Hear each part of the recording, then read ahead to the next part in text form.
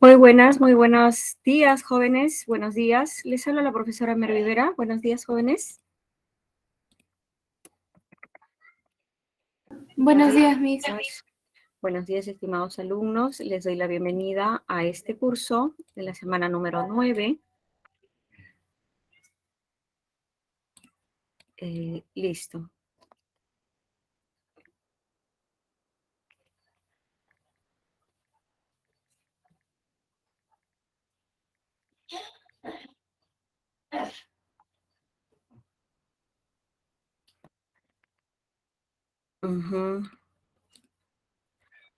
Listo.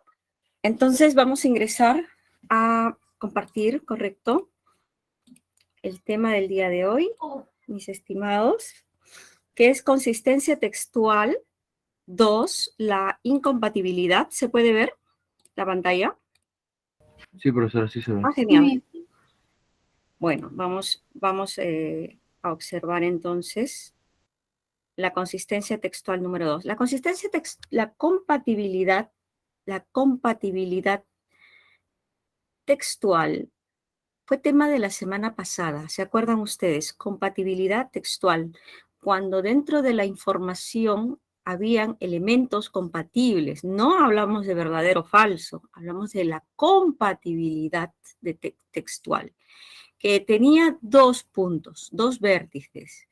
Era la compatibilidad literal, ¿correcto? Porque yo encontraba la información en el texto, la podía leer, ¿vale? Y la segunda era la compatibilidad inferencial, y en la compatibilidad inferencial yo tenía que inferir a través de los datos que estaban en el texto. Eso fue lo que hicimos la semana pasada a manera de corolario, a manera de introducción, ¿no? A manera de inicio, para poder ubicarnos un poco en lo que seguimos, ¿no? En nuestra hilación temática. Ahora, la consistencia textual.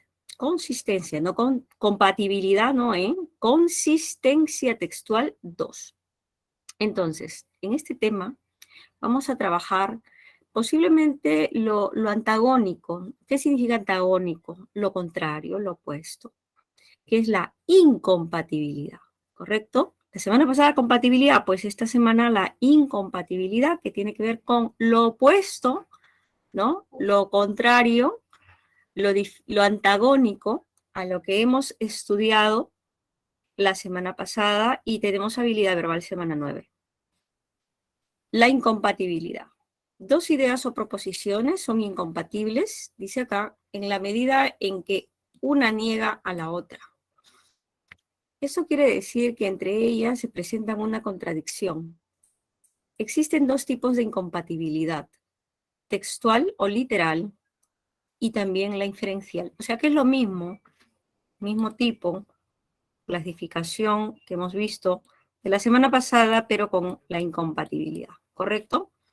Explico entonces que la incompatibilidad literal, perdón, la incompatibilidad textual es una idea, es literalmente incompatible cuando una idea que se expresa en el texto es explícitamente negada.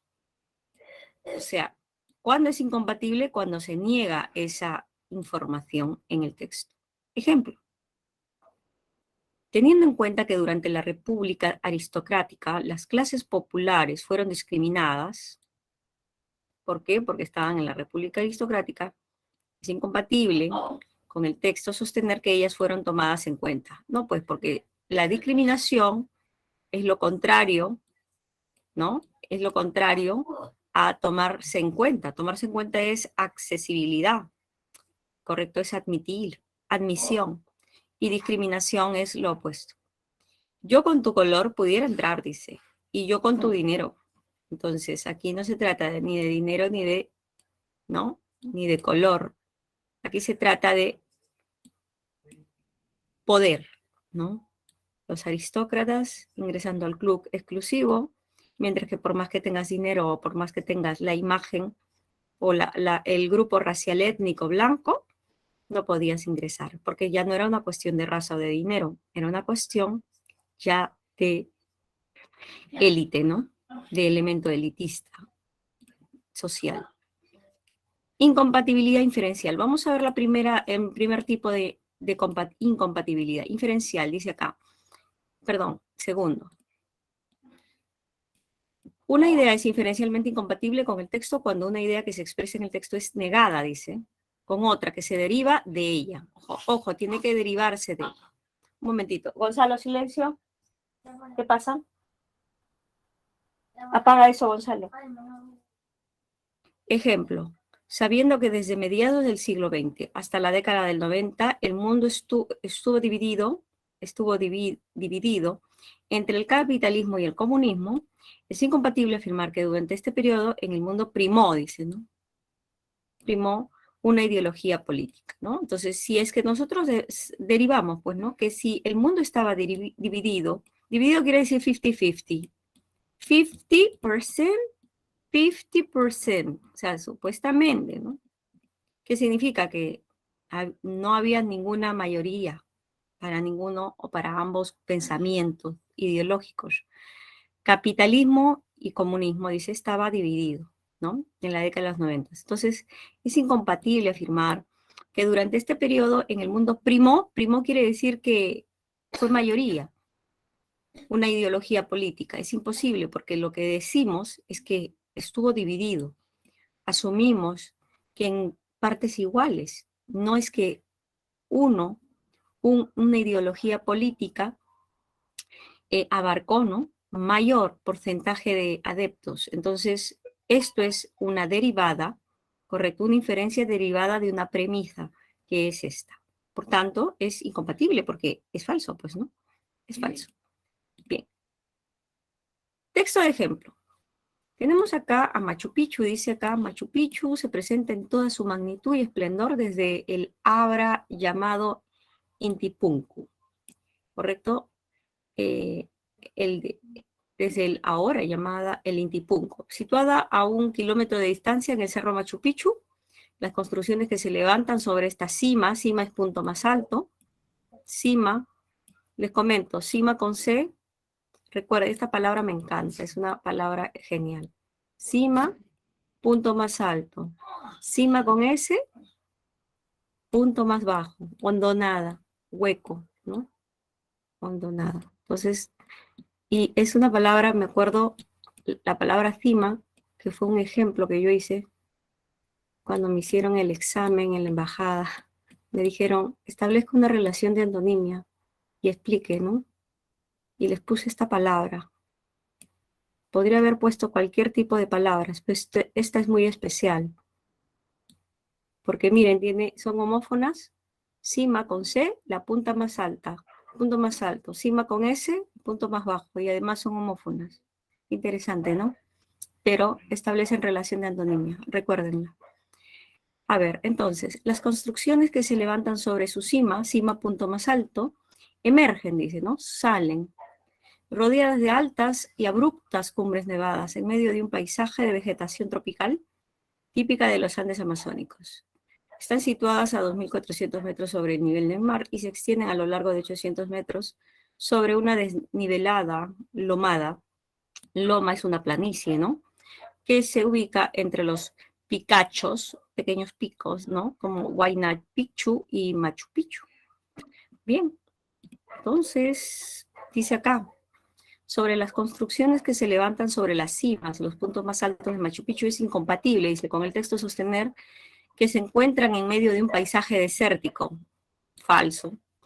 No es un paisaje desértico, más bien lo que dice son cerros, ¿no? Son lomas.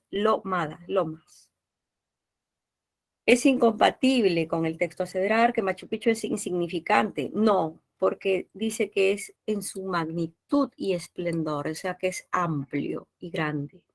Magno es amplio, grande, magnífico, inmenso. Entonces tenemos dos respuestas para ese texto. Así van a venir las preguntas de incompatibilidad, que de hecho van ustedes a observar en los exámenes. Sin embargo, vamos a entrenarnos sobre ello con varios textos en estas 3 horas que tenemos, ¿no? Que nos quedan. Entonces, déjenme presentar. Ya estamos. ¿Qué pasó acá? A ver, ¿qué pasaba acá? A ver, está cerrando un ratito. Ya, ahora sí. Seguro que pasa. A ver, vamos a ver. Yo creo que voy a abrir documento. Un momento. A ver, vamos a abrir este archivo. Un momentito para poder ingresar ya a nuestra separata. Quiero abrir.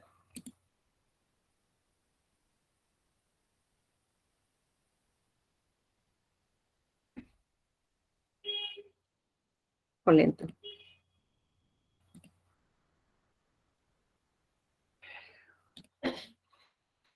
Creo que ya abrió. Ajá, ya abrió. Momento, por favor. Momento. Momento. Bien. La verdad que nadie me creía. Me dicen, Vaga, Mervi, ¿vas a trabajar hoy? Sí, le digo, mentira, me dice. Si es feriado, todo el mundo es feriado. Ni en la UTP están trabajando, en ningún lado. Pues sí, tengo la pre, y la pre no para, ¿no? Es increíble. La pre no para. Bien, ¿se puede visualizar, jóvenes? ¿Ustedes pueden visualizar? Sí, Miss. Perfecto, entonces vamos a iniciar. Esta es la separata que ustedes, el archivo que ustedes tienen, es el Centro Preuniversitario, semana número 9. Miren, ya estamos 2 meses y un poquito más. Habilidad verbal, sección A, consistencia textual. Vamos a ver la incompatibilidad literal, como ya lo habíamos planeado o planificado. Y entonces, para ello tenemos el texto de ejemplo, respondemos el primer texto, respondemos el segundo texto de ejemplo 1, texto de ejemplo 2, y el texto de aplicación, ¿ok?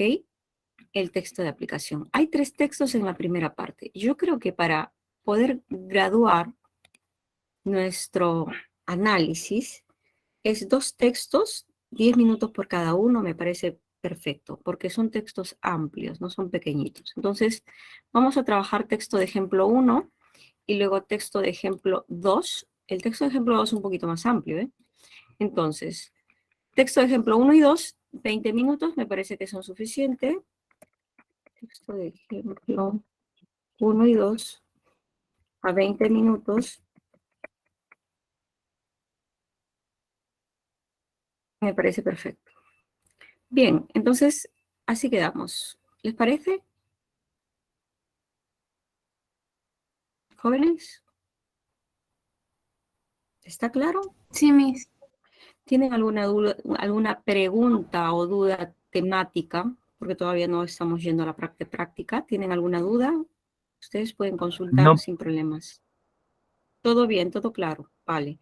Entonces, no, profesora. No, no, profesora. perfecto. Muchas gracias. Siéntanse con la libertad de preguntarme qué, qué duda, ¿no? ¿Qué duda razonable o qué duda necesitan disipar? Entonces, son las 10:23, ¿vale? Y retornamos 10:43 para poder recuperar, ¿no? Y retornamos a ello. Bien, adelante, jóvenes. Les dejo el PPT.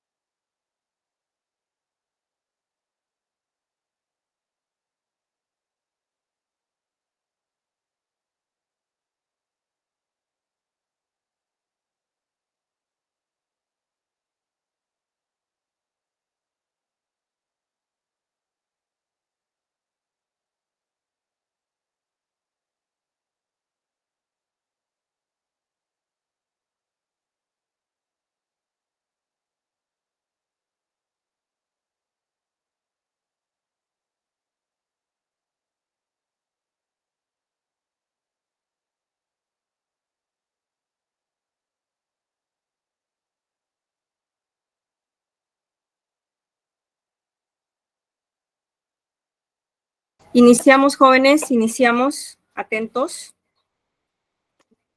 Cérrate la ventana, por favor, porque hace mucho ruido. Un momentito, por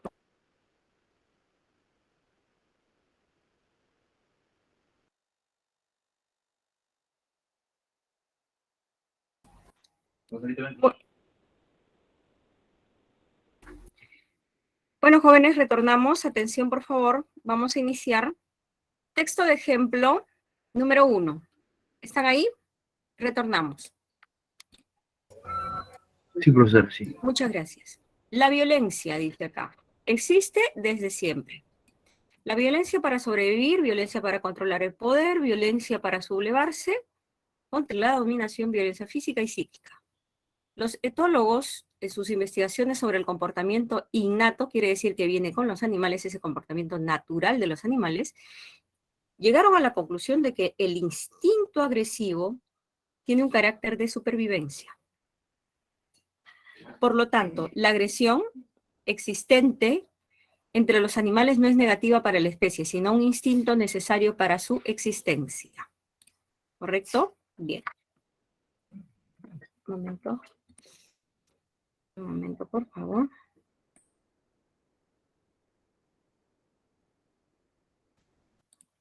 Bien, entonces tenemos aquí el hombre, desde el instante en que levantó una piedra y la arrojó contra su adversario, utilizó un arma de defensa y sobrevivencia. Muchísimo, dice, muchísimo, sobrevivencia y defensa, ¿ok? Muchísimo antes de que el primer trozo de sílex hubiese sido convertido en una punta de lanza. Sílex ya sabemos que es un material, una roca negra, oscura, muy filosa, ¿no? Que fueron las primeras rocas que el ser humano supuestamente descubrió y utilizó como un cuchillo, ¿no? O como algo para desgarrar. Desde la más remota antigüedad, los hombres se enfrentaron entre sí por diversos motivos, ¿correcto? En los últimos 5.000 años de la historia, la humanidad ha experimentado miles de guerras. Y en todas ellas se ha usado armas más poderosas que la fuerza humana. La historia de la humanidad es una historia de guerras y conquistas, donde el más fuerte se impone al más débil, y que si de los textos de historia quitásemos las guerras, se convertirían en un puñado de páginas en blanco. ¿Qué significa? Que toda la vida del ser humano siempre ha estado plagada de guerras, ¿no? En la edad de piedra, ¿no? Miren, estamos hablando de la antigüedad, luego estamos pasando a la edad de piedra, ¿no? Estamos como haciendo una historia, una historiografía, una etapa cronológica acá de la violencia en el ser humano. Los mismos instrumentos ideados para defenderse de la naturaleza salvaje fueron trocados en armas de guerra. Trocados quiere decir convertidos, ¿correcto? Después, el hombre descubrió los metales, la edad de los metales, miren. Construyó armas más mortíferas que la honda y la lanza, con punta de piedra. Al irrumpir la pólvora, en la historia, se fabricaron proyectiles para ser disparados por medio de un cañón. De modo que el arte de la guerra, ya hablamos ya del arte de la guerra, se perfeccionó en el siglo XV y XVIII con la progresiva consolidación del arma de fuego como factor decisivo en la contienda. El uso de la pólvora se extendió rápidamente a los campos de batalla y las armas tradicionales fueron sustituidas por arcabuces, mosquetes, cañones, ¿no? La guerra, dice acá, que es un producto de la violencia y el deseo de poder, esta es una idea principal, está generada por los instintos agresivos de la psicología humana, ¿no? Importante, esta parte. Es incompatible con el desarrollo textual. A ver, jóvenes, escriban por favor sus respuestas en el chat. Vamos a hacer una buena dinámica. Número 1. Incompatible con el desarrollo textual afirmar que el instinto agresivo de los humanos es negativo porque es innecesario para la existencia de estos. En este caso sería la A, porque la existencia del ser humano, según dice el texto, o sea, nuestra violencia nos ha permitido desarrollar, nos ha permitido, ese instinto innato, dice, ¿no? Violento nos ha permitido, ¿qué cosa? como especie, ¿no? Sobrevivir, ¿no? Entonces, en el segundo párrafo se expone que se ha llegado a la conclusión de que el instinto agresivo de los humanos no es negativo para la especie, al contrario, es positivo, porque gracias a ese instinto, el ser humano ha llegado a existir. 1A, ¿correcto? Esto está evidente, ¿ah? Está clarísimo, está clarísimo, está clarísimo. Motivó que los hombres arrojen piedras a los unos a los otros, no dice nada de eso. Ha causado que, no, ni siquiera tiene compatibilidad con el texto, ha causado que estos se enfrenten entre sí por varios motivos. Al contrario, eso es verdad. Tiene una naturaleza innata, dice, que viabiliza la existencia humana, eso es verdad, pero estamos pidiendo la incompatibilidad. Entonces, la 1. 2. Es incompatible con el texto sostener que la historia de la humanidad es una historia de guerras, eso es cierto, ¿no? Donde el más fuerte se impone al más débil, y eso está aquí. ¿Dónde está? Está tan sencillo, ¿no? Aquí. Miren ustedes, es una historia de guerras, pregunta número 2, y conquista donde el más fuerte se impone al más débil, ¿no? Al más débil, efectivamente. Entonces, ahí tenemos pues la pregunta número 2 con la respuesta número 2, ¿correcto? Es incompatible con el texto de que la historia de la humanidad es una historia de, y es incompatible, ¿no? Como el más débil se impone al más fuerte, es al revés, ¿no? Es al revés, es al revés. La incompatibilidad es la 12, es clarísimo. 3. Es inconsistente con la lectura sostener que la opresión, a ver, ¿ha habido una opresión? Sí, dice, y es inconsistente, ha sido confrontada a veces con sublevaciones violentas, a veces, dice. No, en el primer párrafo se afirma que siempre se ha utilizado la violencia para sublevarse contra la dominación. Entonces dice que el ser humano siempre, ¿no?, ha utilizado esa violencia, ¿no? Dice, acá está, la primera, la violencia existe desde siempre, violencia para controlar el poder, violencia para sublevarse contra la dominación. Entonces, nos están pidiendo la incompatibilidad, y dice, es inconsistente con la lectura sostener que la opresión, dice, ha sido confrontada a veces, dice, con sublevaciones violentas. No. En el primer párrafo se afirma que se ha utilizado la violencia contra la dominación. O sea, no dicen a veces, no dice a veces, dice siempre, ¿no? 3B. 3B. 4.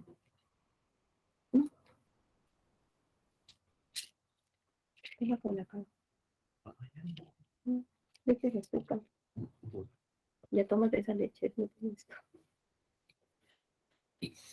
Es incompatible con el texto afirmar.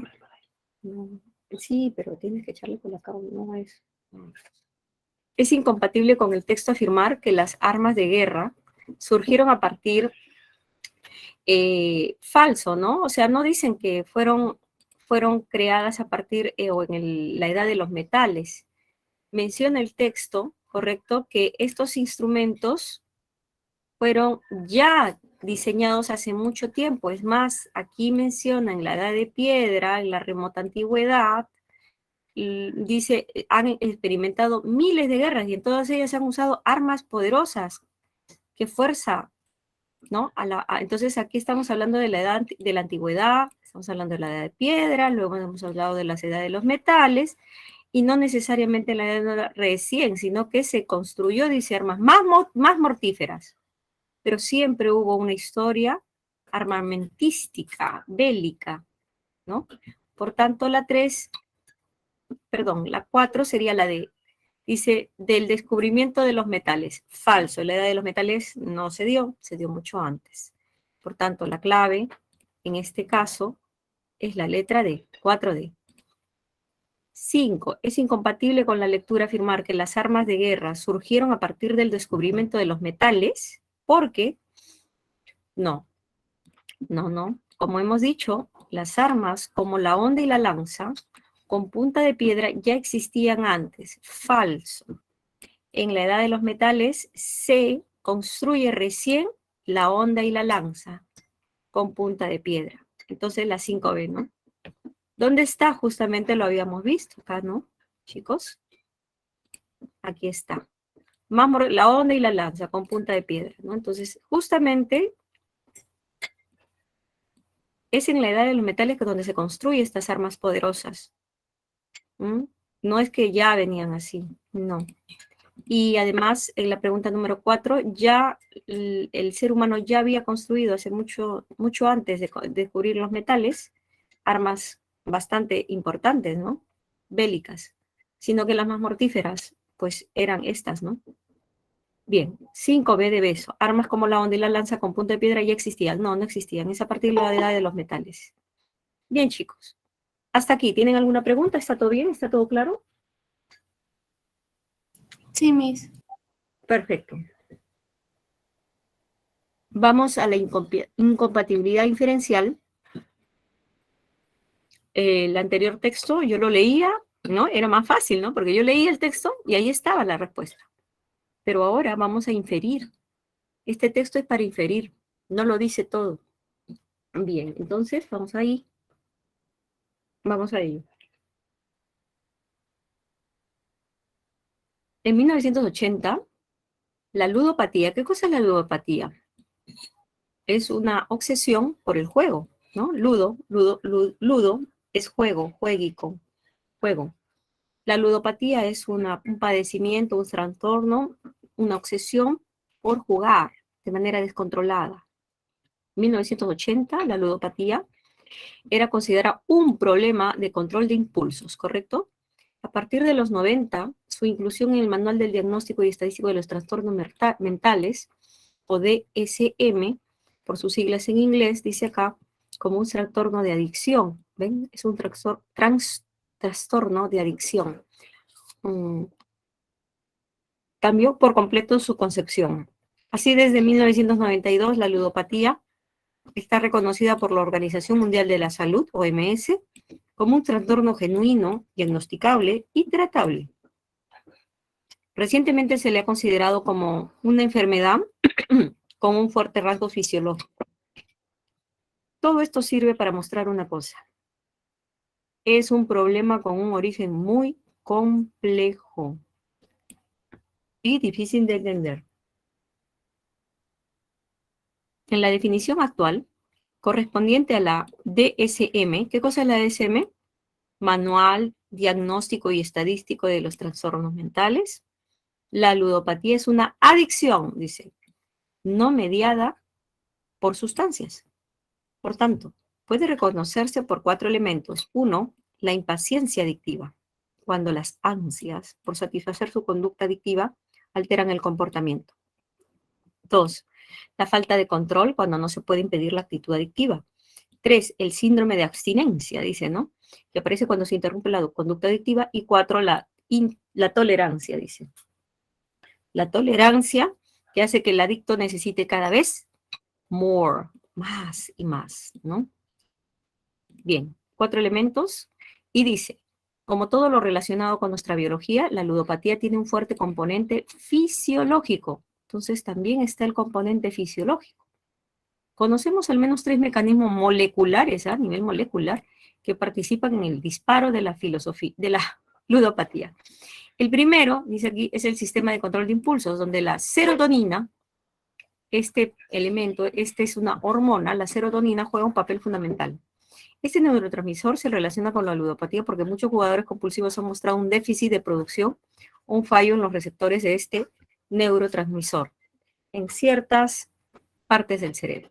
En segundo, el de los mecanismos conocidos implica la activación del sistema nervioso en un concepto llamado aurosal o búsqueda de sensaciones. Esto es la noradrenalina y su déficit, o sea, que hay poco, provocaría una búsqueda constante de estímulo que excite al jugador, que buscaría dicha experiencia en el juego de azar.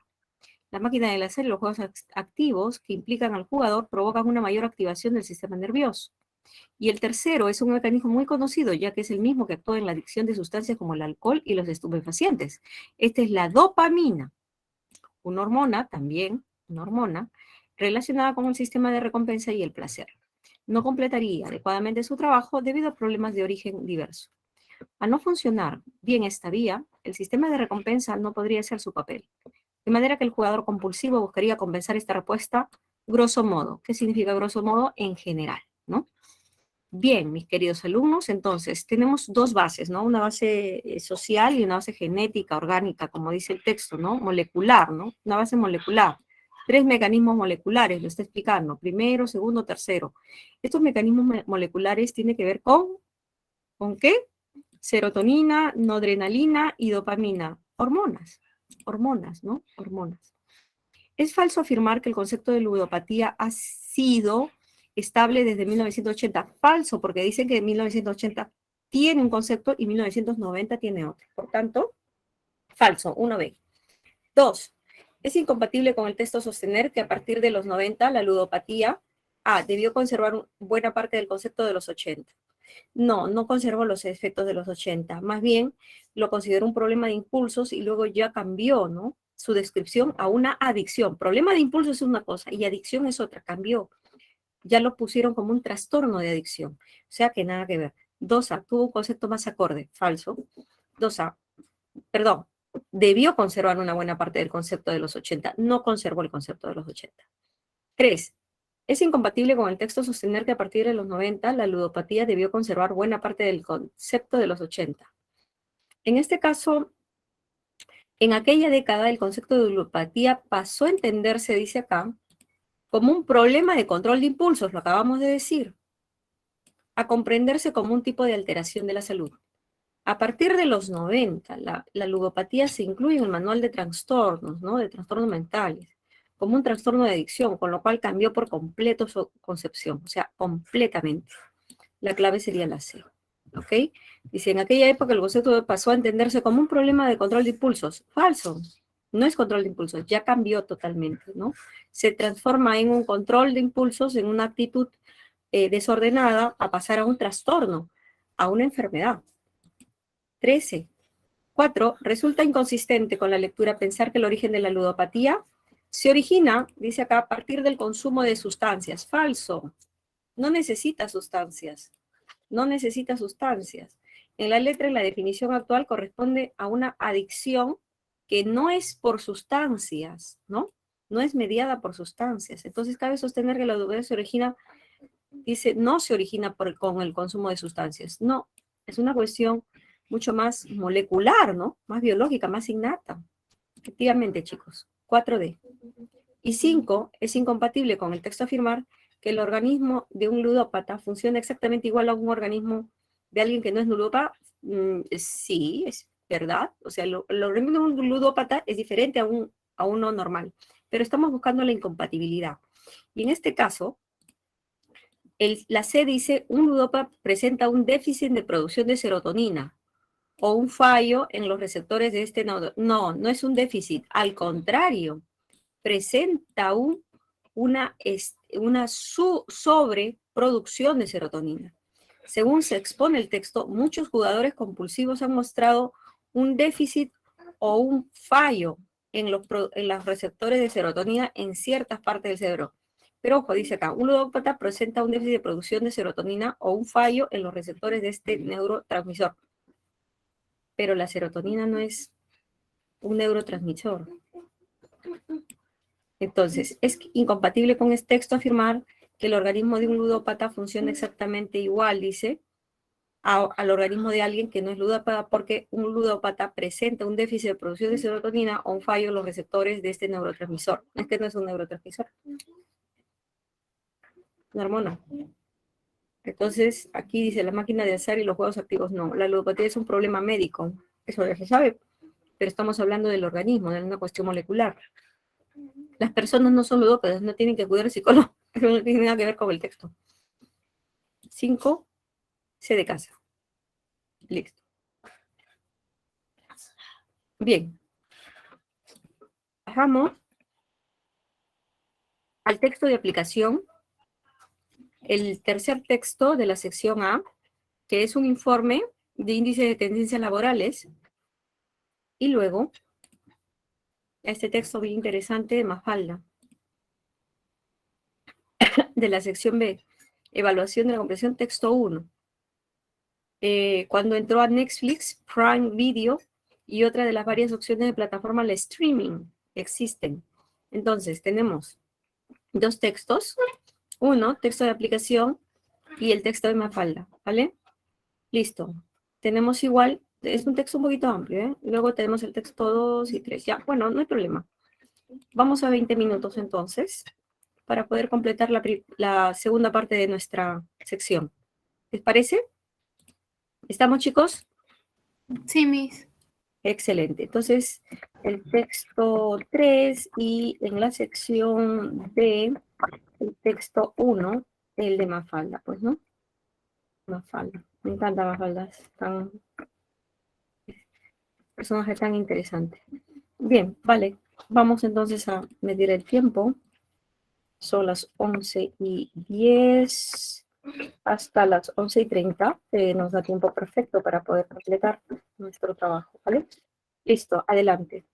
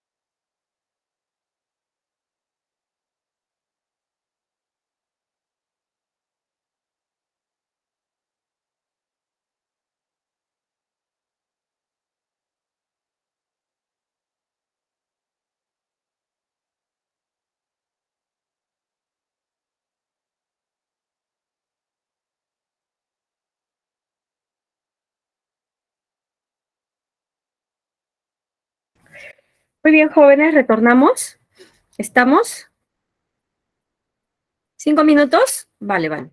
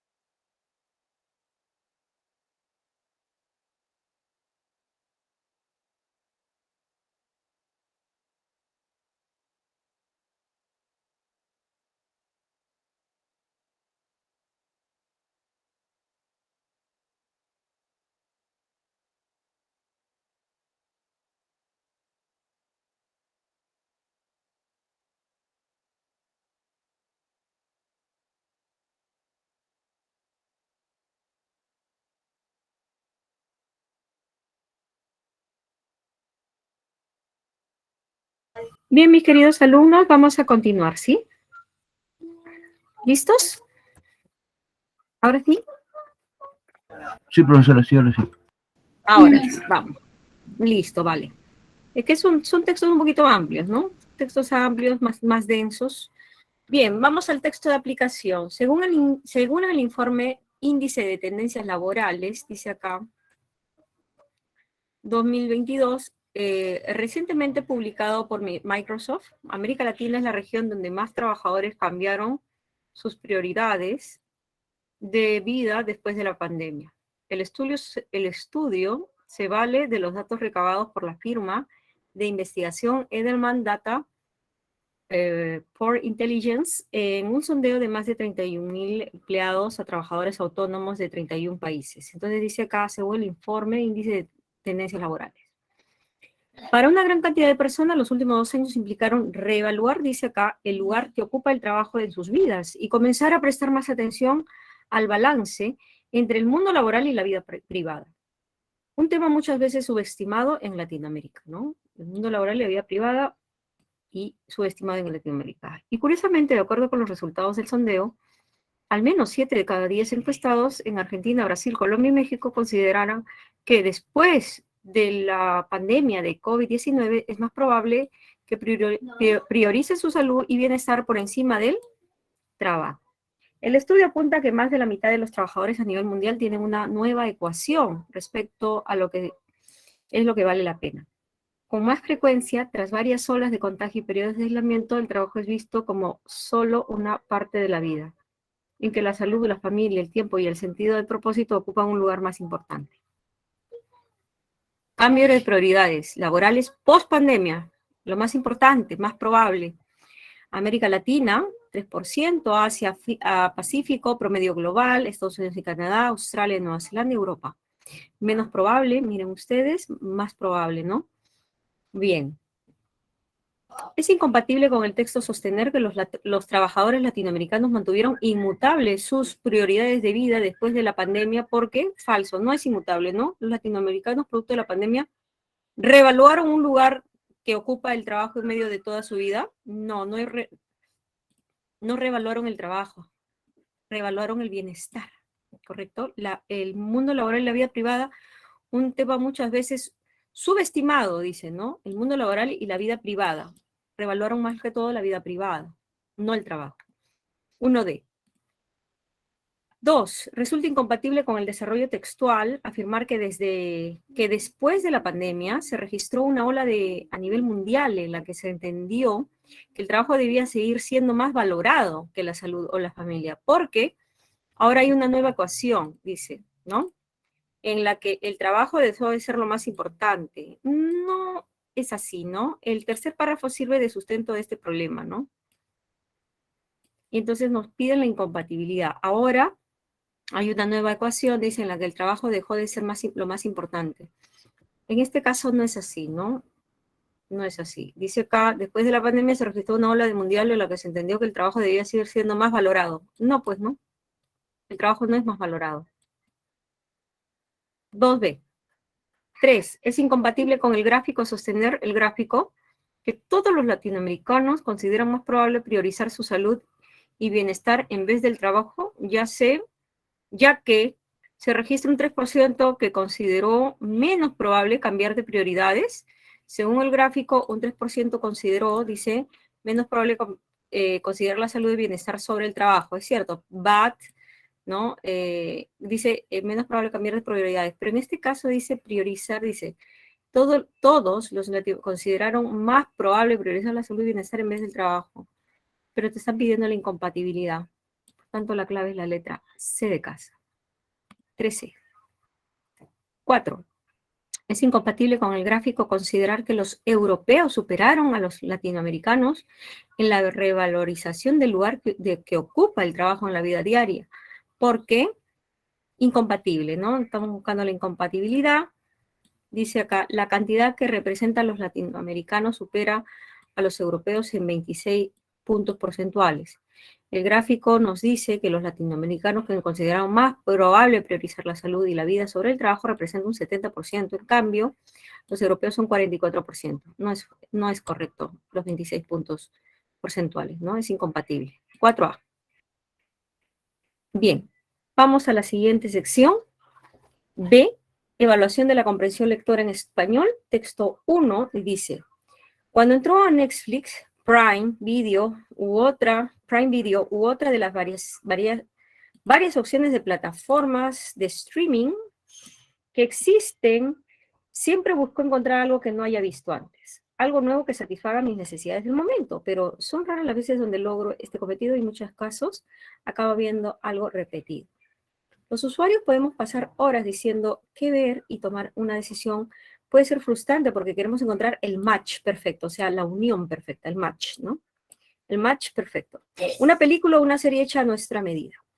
Otro escenario es tener que enfrentarnos a 120 minutos de un contenido que no nos encante, sabiendo que pudimos haber tomado una mejor decisión. Este es un ejercicio cotidiano, o sea, habitual, diario, ¿no? Por el que millones de peruanos pasan todos los días, que causa incertidumbre al no saber qué hay detrás. Ahora imagínate a esas mismas personas con déficit de cualidades de toma de decisión ante la necesidad de elegir un presidente. Otros países la tienen más fácil. Los gringos tienen que elegir entre dos partidos, o te guste uno o el otro. Nosotros no tenemos esa opción. Tenemos un gran número de candidatos que buscan un nicho en lugar. Un nicho significa un lugar, ¿no? Un espacio, en lugar de una masa electoral. Un elector responsable leería los planes de gobierno de cada uno para sacar sus propias conclusiones, pero ¿cuántos electores responsables hay? Al igual que en Netflix, el electorado busca recomendaciones en las mismas plataformas que ofrecen los candidatos, consejos de sus amigos o que la experiencia pasada dicte su decisión según sus gustos anteriores. Aún así, no logra convencerse porque teme a equivocarse. El resultado es que los electores no saben a quién elegir o no quieren elegir a nadie. Dice acá, somos una sociedad a la que se les dificulta tomar decisiones, dice acá. Imagina entonces tener que elegir quién será el líder del país por los próximos 5 años, en medio de la peor crisis económica y sanitaria de las últimas décadas. Esto no es ficción.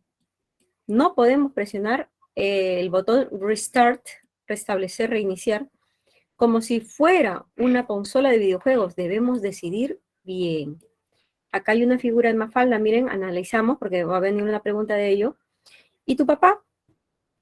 ¿Libertad? ¿A quién piensa votar en las próximas elecciones? Cállate, anda con tu cara pobre, dice. Con una cara pobre, dice. Ah, ¿todavía no decidió por ningún candidato? Sí, se decidió. Y anda con una cara pobre, dice, ¿no? Pobre, pobre. Bien. La unidad textual, o sea, el tema, trata principalmente acerca de el complicado, ¿no? Es complicado decidir por quién votar durante las últimas elecciones. ¿Dónde lo dice, profesora? Aquí, ¿no? Dice, tomar decisiones, debemos decidir bien. Debemos decidir bien, se refiere a qué? A las elecciones, ¿no? El líder va por los 5 años, dice. Entonces, tener que elegir, dice, bien a un líder, ¿no? A un líder. Todo ese rollo, todo lo que nos cuenta acerca de las elecciones, del Netflix, es solo una anécdota. El tema central aquí es por quién votar, cómo votar, ¿correcto? Por quién votar y votar bien, ¿no? Porque es un problema para nosotros hacerlo. Entonces, la número 1 es la clave B, el complicado proceso de decidir por quién votar durante las elecciones, 1B. 2, el antónimo contextual del cotidiano. Lo cotidiano es lo normal, lo habitual, lo periódico. Lo contrario sería lo inhabitual, pues, ¿no? Lo inhabitual, lo que no es habitual, lo que no es periódico, ¿no? Entonces, cotidiano es sinónimo de periódico, sinónimo, pero no nos piden el sinónimo, nos piden un antónimo, por tanto la clave es cotidiano, inhabitual, ¿correcto? Inhabitual, poco usual. 2D. 3. De la caricatura de Mafalda es posible inferir que el papá de Libertad, ¿no? De la niña, se encuentra insatisfecho, ¿no? Porque dice, ay, ya eligió por quién votar. Y tiene una cara el pobre, quiere decir que él ya sabe por quién votar, pero que su candidato no es lo que él quería, ¿no? Clave C. Puede deducirse de la cara del papá de la libertad que se debe a la decisión que tomó y a la insatisfacción de la misma que provoca, ¿no? Dice, ay, lleva una cara el pobre, dice. 13. 4. Resulta incompatible afirmar que decidir entre la programación de una plataforma de streaming deviene siempre en una elección satisfactoria. Falso, ¿no? No siempre. No siempre. Dice que muchas veces están 2 horas ahí perdiendo el tiempo, ¿no? No siempre es así. La toma de decisiones es complicada, dice el texto, ¿no? En el texto se hace referencia a lo que ocurre cuando un usuario intenta ver algo nuevo en Netflix o Prime Video. Y en tal sentido resulta incompatible afirmar que siempre es satisfactorio, porque muchas veces o puede ser retador o puede ser que el usuario se decepcione de lo escogido. Según el texto dice, no, va a pasar 2, 3 horas y no se va a sentir satisfecho, ¿no? Entonces la clave sería la 4. Dice, ¿deviene siempre una elección satisfactoria? No, no siempre, no siempre. Entonces, incompatibilidad no es satisfactoria, sino no siempre es satisfactoria, a veces puede ser insatisfactoria. 4A. 5. Si en el Perú la población electoral se caracterizara por ser responsable, dice, su voto se determinaría por conocimiento y no por recomendación. Oye, ¿por quién vas a votar, no? Este es el voto por recomendación. Yo voto por Porky, dice, ¿no? No, yo voto por el bebito Fiu Fiu, dice, ¿no? Entonces, la idea no es por recomendación, la idea debería ser por conocimiento, ¿no? Oye, ¿sabes qué? Mira, Porky es así, bebito Fiu Fiu es asá, el otro candidato es asá. Tienen estos partidos políticos, son así. Entonces, debemos actuar con conocimiento de la elección, no por recomendación. Oye, ¿por qué vas a votar? Entonces dice, si en el Perú la población electoral se caracterizara por ser responsable, si fuera responsable, mi querido alumno, yo sé que ustedes van a votar responsablemente porque a ustedes ya les va a tocar votar, ¿no? Entonces, en ese caso, su voto se determinaría por conocimiento y no por recomendación. Si la población electoral es responsable, leería el plan de gobierno de cada grupo, de cada candidato, ¿correcto? Y no necesitaría pedir recomendaciones, decidiría por su propia voluntad y conocimiento de causa. Entonces la clave C, 5C. Es más, a veces hemos visto en las elecciones, bueno, no sé si ustedes, pero hace 5 años, donde salían, por ejemplo, la población mayoritariamente votante en el Perú, saben que son los jóvenes, ¿no? La generación joven. Nosotros no, son los jóvenes.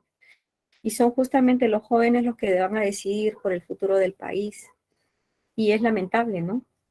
Porque muchas veces se dejan llevar por imágenes o por ciertos eslogans. Y hace mucho tiempo iba a salir un candidato que parecía un personaje de Los Simpson, no sé si ustedes conocen, parecía un personaje de Los Simpson y votaron muchos por él, ¿no? Una gran mayoría de jóvenes votaron por él.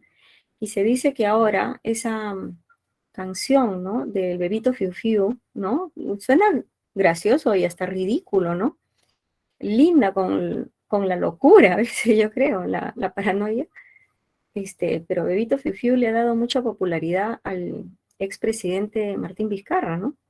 Y el que nadie lo conocía, pues ahora lo conoce y posiblemente pueda tener una buena aceptación en la población juvenil, en la población joven, porque les ha gustado, pues, ¿no? Les ha gustado la canción, les ha gustado la historia, la trama. Más no el plan de gobierno, no lo han leído, pero sí se han leído la historia turbia, sentimental y romántica del candidato, ¿no? Entonces, bueno, en fin, así estamos. Bien, mis queridos alumnos, esta sería la segunda parte entonces de nuestro trabajo y nos vamos a ver y leer el texto 2A y 2B y luego el texto 3 de la sección B, ¿correcto? Bien, me parece que dentro de 2 minutos, sí, el bebito Fiu Fiu. Creo que todo el mundo lo sabe. O sea, si yo les digo cuál es el plan de gobierno del bebito Fiu Fiu o cuál ha sido el gobierno, ustedes me van a decir, profesora, discúlpeme, no conozco, no sé. Pero si les digo, chicos, ¿han escuchado la canción Bebito Fiu Fiu? Todo el mundo me va a decir, sí, profesora. Ha sido viral, ¿no? Entonces, imagínense ustedes, ¿no? Así estamos. Bueno, a votar por conocimiento, ¿no? Y no por recomendación, mis queridos alumnos. Espero que nuestro país, Dios mío, vote mejor cada día. Miren el presidente que tenemos. Ha habido, hace un par de meses, Mario Vargas Llosa expuso en una exposición, lo invitaron a Mario Vargas Llosa y habló, vamos, de nuestro presidente, que no me representa, definitivamente yo no voté por el presidente actual, pero habló de una manera, vamos, terrible, ¿no? Donde nos dejaba muy mal parados a nosotros como población votante, como población electoral. Terrible, ¿no? Y es más, cada cosa que sale del presidente, ¿no? Los cuentos, el cuento del pollo, creo que se ha viralizado, ¿no? Se viralizó el cuento del pollo, o el cuento del mar, y etcétera. Y cada vez que yo veo, muchas veces, estos pequeños vídeos en TikTok, la verdad que me sorprendo. Me sorprendo de sobremanera cómo una población tan interesante y un pueblo tan histórico como el Perú, que es nuestro país, puede tener ese tipo de gobernante. No sé si nos lo merecemos, es la pregunta. No lo sé realmente. Bien, mis queridos alumnos, vámonos a un receso. Me parece que a las 11:55 tenemos receso. ¿Sí, no? Vale, entonces vamos a un receso, mis queridos alumnos. Ya son las 11:55 casi. Y leemos al retorno.